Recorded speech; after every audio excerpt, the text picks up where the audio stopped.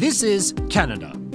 Did you know that in the first 6 months of 2024, around 45,000 people left Canada? This follows 93,818 departures in 2022 and 85,927 in 2021, marking a significant trend. Why are so many people choosing to leave our country, known for its stunning landscape and high quality of life? In this video, we'll uncover 6 key reasons driving people away from Canada. Make sure to watch until the end, as the last reason is the most surprising. Let's dive in. One of the most pressing issues facing Canadians today is housing crisis. High demand, driven by unprecedented immigration levels and a limited housing supply, has led to skyrocketing prices. Major cities like Toronto and Vancouver are now among the most expensive places globally, making home ownership unaffordable for even middle-class families. This situation forces many to reconsider living in these urban areas. The crisis is worsened by the lack of affordable housing options, as new construction has not kept up with growing demand.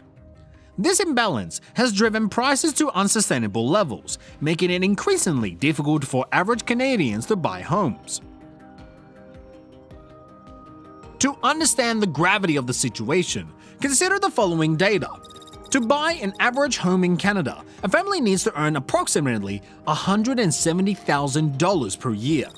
In Vancouver, this number jumps dramatically to $360,000 per year, compared to the median family income of around $70,000.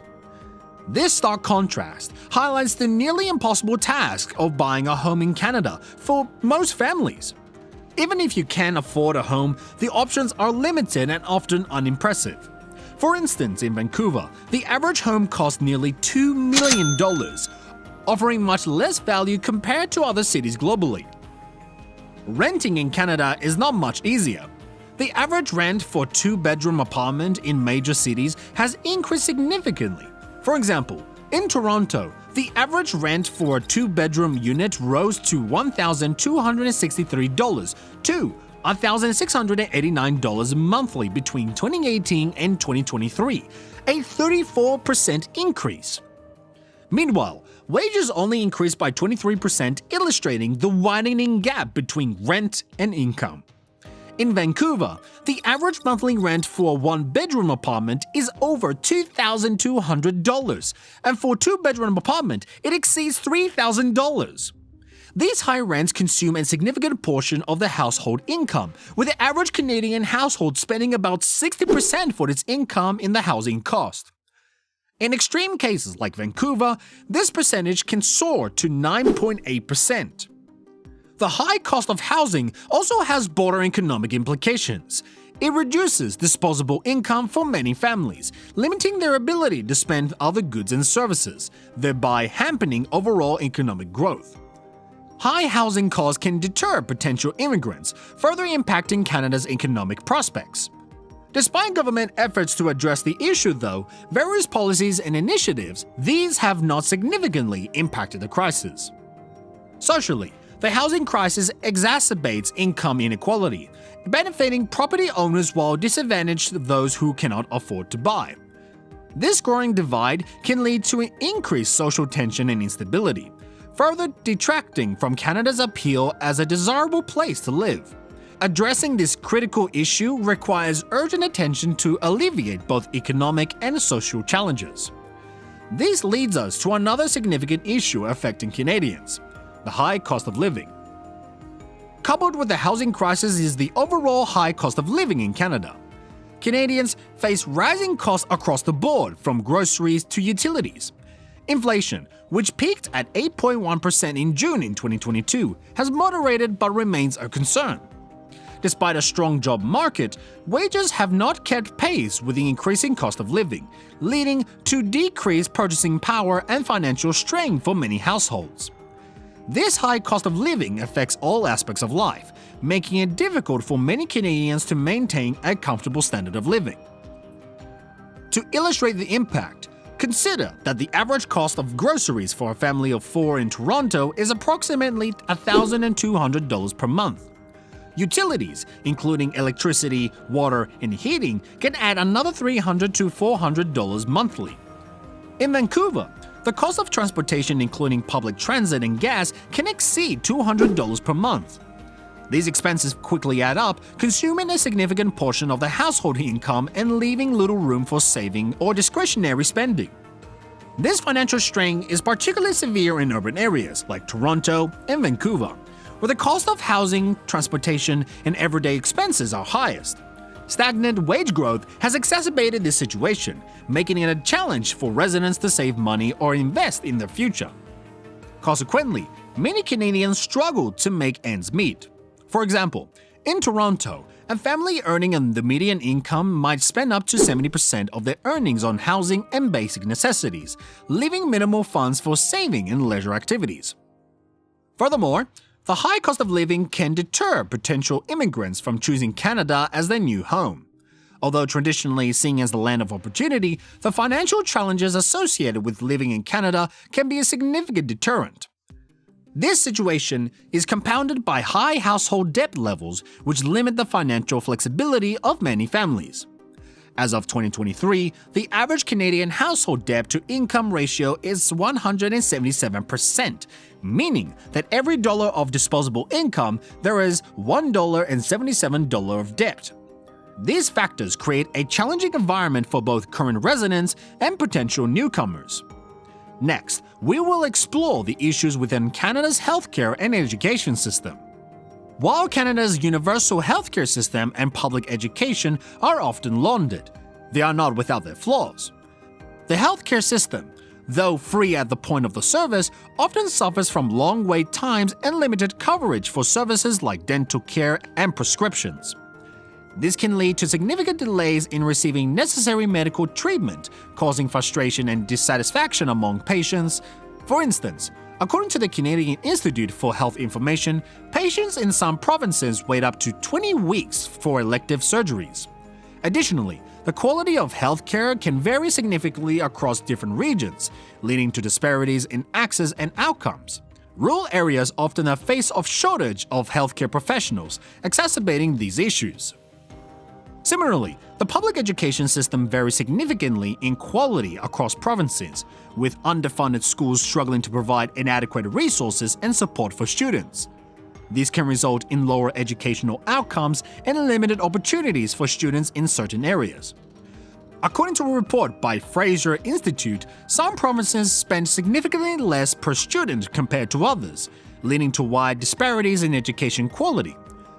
For example, schools in rural or economic disadvantaged areas often lack access to modern technology and experienced teachers, impacting students' learning experiences and further opportunities.